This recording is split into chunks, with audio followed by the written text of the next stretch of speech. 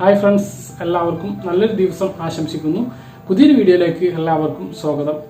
നാളെ മുതലാണ് റേഷൻ കട വഴി ലഭിക്കുന്ന ഓണക്കിറ്റിന്റെ ഔദ്യോഗികമായിട്ടുള്ള ഉദ്ഘാടനം. നാളെ ഉദ്ഘാടനത്തിന് ശേഷം AAY മഞ്ഞ റേഷൻ കാർഡുള്ള ആളുകൾക്ക് നാളെ തന്നെ വിതരണം ആരംഭിക്കുന്നതാണ്. കഴിഞ്ഞ ദിവസം പാക്കിംഗ് നടപടികളെല്ലാം നമ്മുടെ ഭക്ഷ്യമന്ത്രി GR അനിൽ വിലയിരുത്തിയിരുന്നു.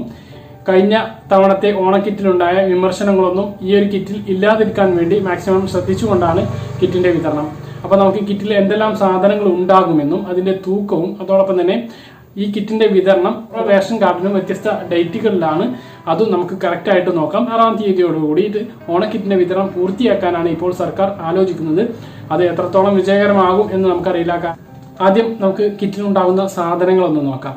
പഞ്ചസാര 1 കിലോ ആണ് ഉണ്ടാകുക, വെളിച്ചെണ്ണ 1/2 ലിറ്റർ, ചെറുപയർ 1/2 കിലോ, തൂരപ്പരിപ്പ് 250 ഗ്രാം, അണ്ടിപ്പരിപ്പ് 50 ഗ്രാമിന്റെ 1 പാക്കറ്റ്, ഏലക്ക 20 ഗ്രാമിന്റെ 1 പാക്കറ്റ്, പാലട, സേമിയ, ഉണക്ക അരി ഇവ മൂന്നിൽ ഏതെങ്കിലും ഒന്നായിരിക്കും.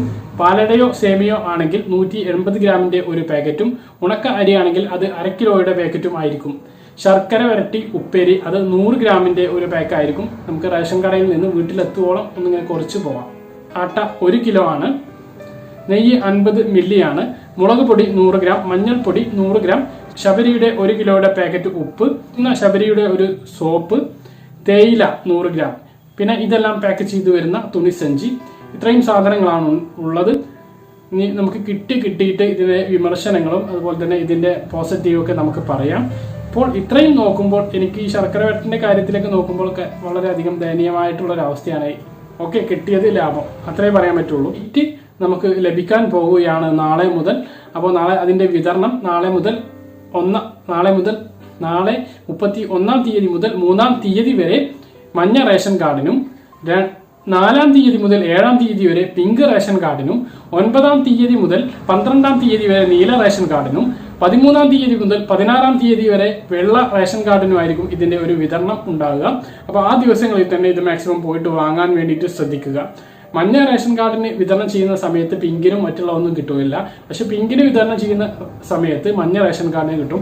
നീലയ്ക്ക് വിതരണം ചെയ്യുന്ന സമയത്ത് മഞ്ഞ, പിങ്ക്, നീല റേഷൻ കാർഡിന് കിട്ടും. വെള്ളയ്ക്ക് വിതരണം ചെയ്യുന്ന സമയത്ത് എല്ലാ റേഷൻ കാർഡിനും അത് കിട്ടുന്നതായിരിക്കും. ആ ഒരു രൂപത്തിലായിരിക്കും അതിന്റെ വിതരണം. ഇനി നാളെ ഈ പോസ്റ്റ് മെഷീൻ ഓൺ ആയതിനു ശേഷം ഏതൊക്കെ എല്ലാ നമ്പറും അവൈലബിൾ ആയിട്ടുണ്ടോ എന്നുള്ളത് നമുക്ക് കൃത്യമായിട്ട് അറിയാൻ കഴിഞ്ഞു.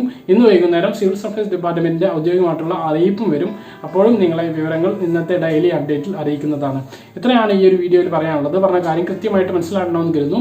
ഇതുപോലുള്ള ഇൻഫർമേഷൻ ലഭിക്കാൻ ചാനൽ സബ്സ്ക്രൈബ് ചെയ്ത് ബെല്ലൈക്കൺ എനേബിൾ ചെയ്ത് വെക്കുക. മറ്റൊരു വീഡിയോയുമായി നമുക്ക് വീണ്ടും കാണാം. അതുവരേക്കും ബൈ.